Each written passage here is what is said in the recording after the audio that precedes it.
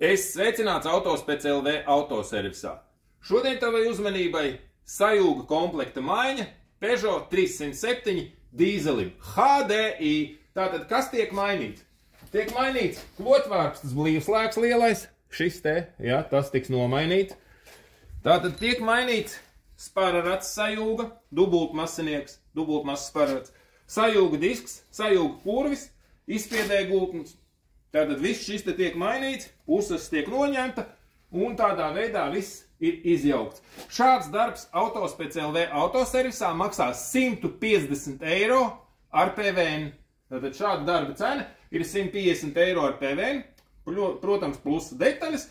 Par detaļu cenām var painteresēties mūsu veikalā 2887 00 04 Matīs ielā. Mums ir dažādi ražotāji šādas te detaļas, tur uzlikt lētāks, var uzlikt dārgāks, no tā kaut kā.